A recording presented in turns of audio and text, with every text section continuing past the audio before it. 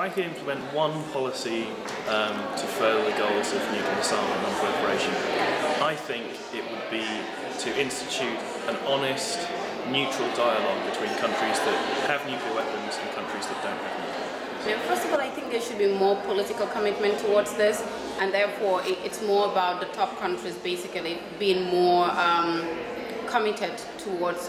signing a treaty towards reducing their nuclear weapons and so forth. And then, of course, we have to look at states that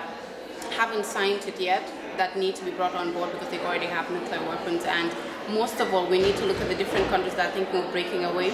I think there should be more stringent measures, really, because if anybody can just about break up any time or do what they want, even though they're still signed on, then it is going to be a problem, because there's no point of having a treaty if people can just back out of it. If I was able to implement one particular policy to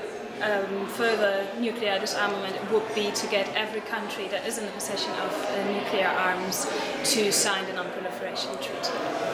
I think the IAEA as an institution obviously is connected to the UN, but I think they should have more powers, or they need to have more funding as well in place to be a stronger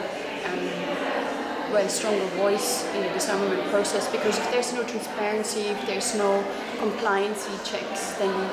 it's going to be very difficult to disarm. I think the UN's role in this is pretty important, because the UN basically has all the nations that are involved, or the key nations when it comes to disarmament, and we've of course got the veto top 5 that all have nuclear weapons. I think the UN should be a center of,